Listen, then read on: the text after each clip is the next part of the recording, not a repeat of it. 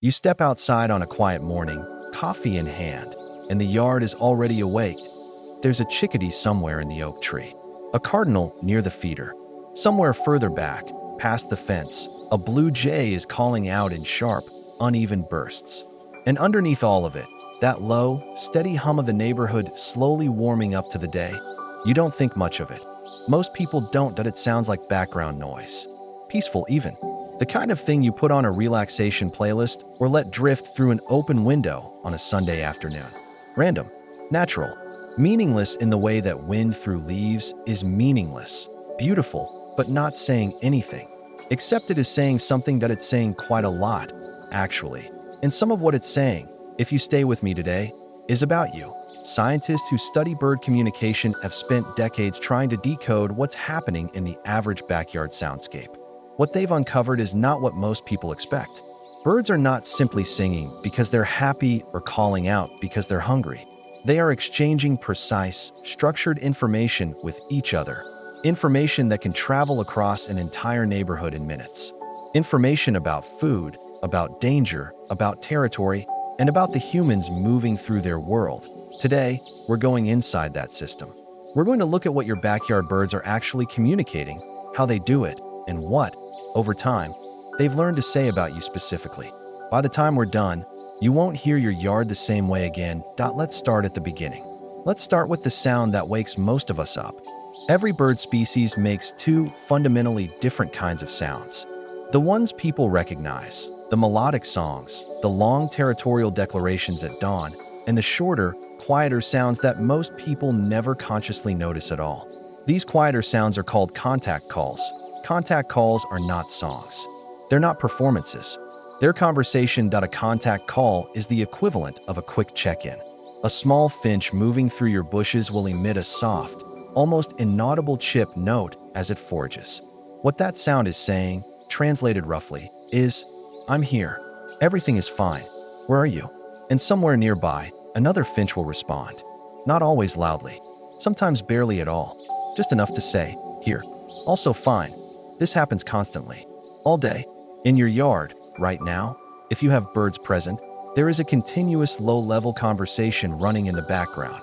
Movement updates, position checks, social confirmations. Most of it happens at a frequency and speed that the human ear registers as ambient sound, the ordinary texture of a yard that has birds in it. But researchers who slow these sounds down and analyze them spectrographically find layers of information packed into calls that last less than a second. Individual identity, emotional state, directional cues, context. Birds, it turns out, are remarkably efficient communicators. This is where things get interesting. The contact call layer is the baseline. When everything is calm, it runs quietly. But the moment something changes, the moment a threat appears, the entire system shifts. Alarm calls are distinct from contact calls in ways that are immediately recognizable once you know what to listen for. They're louder, sharper, and often higher in pitch. But more importantly, they carry information that other birds can decode. The black-capped chickadee has become one of the most studied birds in North America specifically because of how precise its alarm call system is. When a chickadee detects a predator, it doesn't simply call out in alarm. It encodes the threat level directly into the call itself.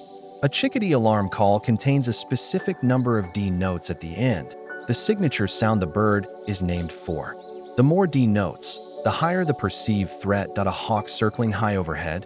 2, maybe 3D notes. A small, fast-moving predator, a pygmy owl, for example, perched nearby at eye level.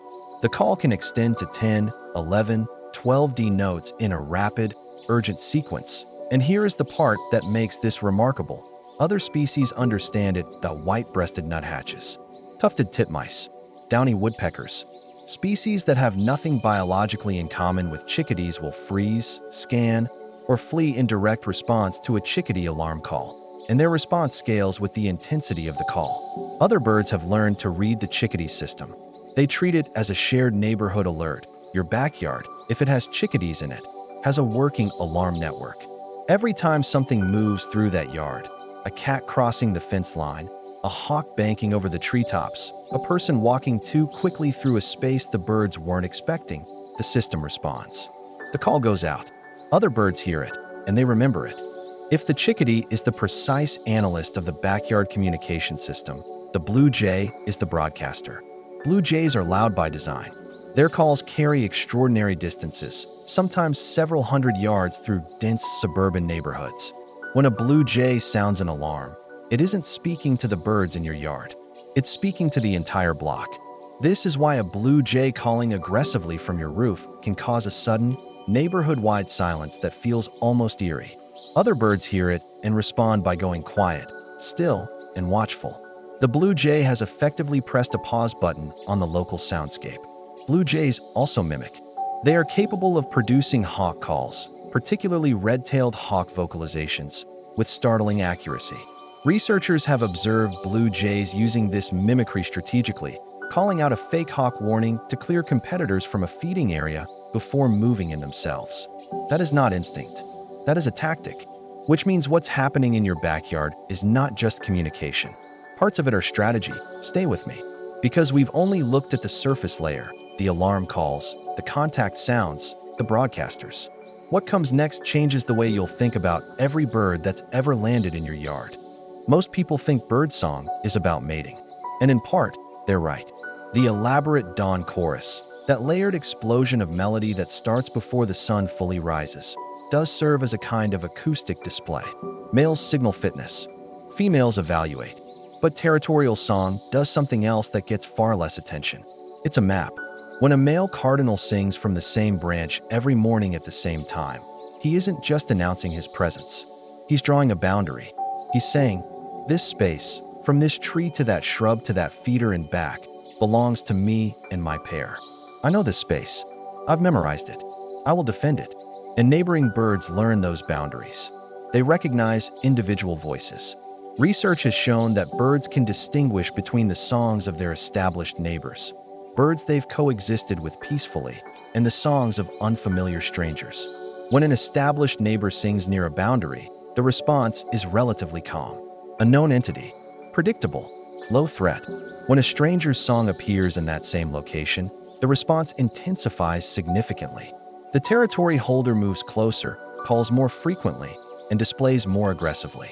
It knows the difference. Cardinals, in particular, have been shown to recognize not just the general type of call, but the specific individual singing it. Your backyard cardinal knows your other backyard cardinal. It knows the one from the yard next door, and it has formed a set of expectations based on those specific relationships. This is not a generalized response to stimuli. This is something that begins to look like recognition. Here is where the story shifts into territory that, if you haven't encountered it before, may genuinely unsettle you. Crows remember faces. This has been documented. Researchers at the University of Washington conducted a series of studies in which people wore specific masks while trapping and banding crows, a stressful experience for the birds. Afterward, the same masked faces were walked through areas where those crows lived. The crows responded with alarm, dive bombing, and aggressive scolding to the mask specifically, not to an unmasked face, not to other people, to the specific face that had threatened them. This response persisted for years. More significantly, it spread.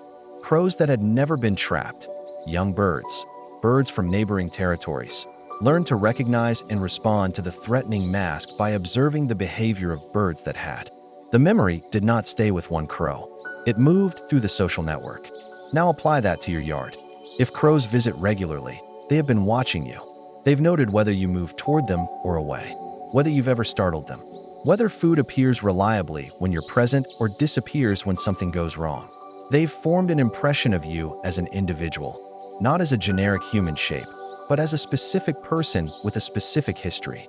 And if something about you, your coat, your hat, a sudden movement on the wrong morning, reads as a threat, that information doesn't stay with one crow. It enters the network. This is the part most people never consider.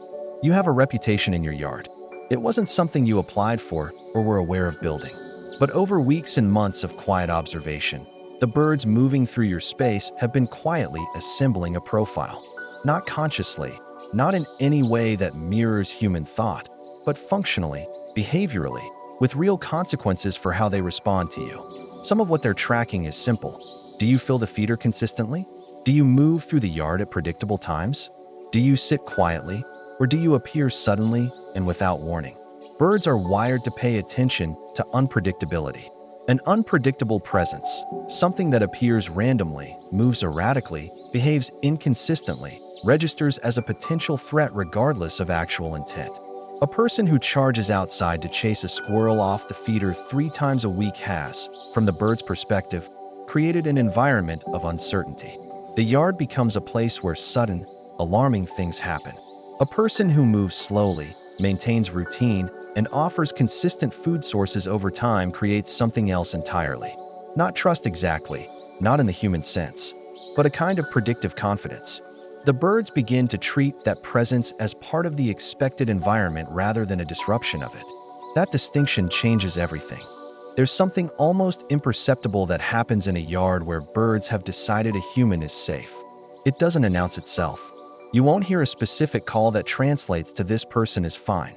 It happens in the negative space, in the absence of alarm, in the way a chickadee continues foraging without pausing when you step outside, in the way a nuthatch works its way down the bark of a tree 3 feet from where you're standing and doesn't stop, doesn't freeze, doesn't fly. The silence in those moments is the communication. Researchers who study bird behavior near human habitation have observed that birds in low-threat environments where the resident human has established a non-threatening presence over time, show measurably reduced alarm responses. They return to feeders faster after a disturbance. They forage closer to the house. Their contact call rate remains steady even when a person enters the yard, rather than spiking or cutting off entirely. The yard doesn't go quiet when you come outside. That's the sign. That's what it sounds like when the birds have decided you're part of the landscape rather than a disruption to it. Once you understand the system, your yard becomes a kind of instrument you can actually read. A sudden, total silence is one of the clearest signals in nature. If you're outside and the yard goes completely quiet, every contact call, every foraging chip, every distant song, stop.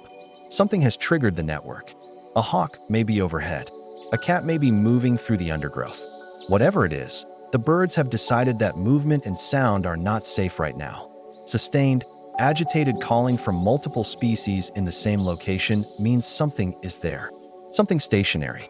An owl roosting in a dense shrub during the day will often be surrounded by a mob of small birds producing alarm calls for extended periods, a behavior called mobbing. They're not attacking. They're broadcasting. They want every bird in the area to know exactly where the predator is. A gradual return of sound after a period of quiet follows a predictable pattern. The boldest, most alarm-resistant species resume first. Crows or jays may start calling again, while smaller birds are still silent. Then the mid-sized species. Finally, the smallest, most vulnerable birds return to foraging and contact calling. The sequence tells you something about how serious the threat was perceived to be. You can learn to read this. Most people never try because they never knew there was something to read. Here is the thing that stays with you. Once you've spent time inside this system, you were never outside it.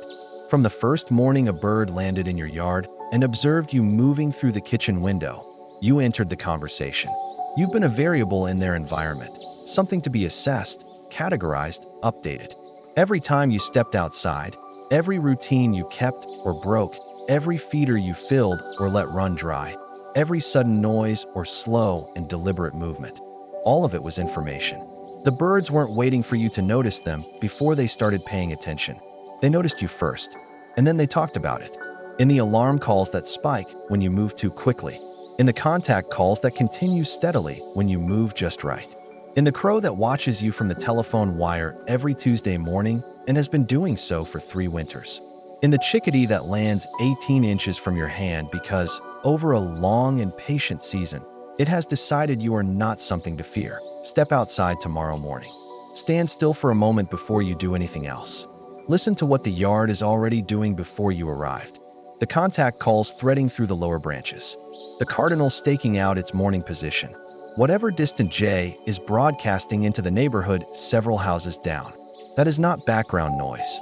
That is an ongoing conversation that started before you were born, that will continue after you go back inside. That contains within it, right now, today, information about this specific piece of land, these specific animals, and the specific human being who lives here and moves through this space day after day. The question worth sitting with isn't whether the birds are watching you. They are. The research is clear on that. The question is what they've decided. And the quieter your yard is when you walk into it, the closer you might be to an answer. Have you ever noticed your yard going suddenly silent and then realized something was there? Drop it in the comments. I'd genuinely like to know what you found.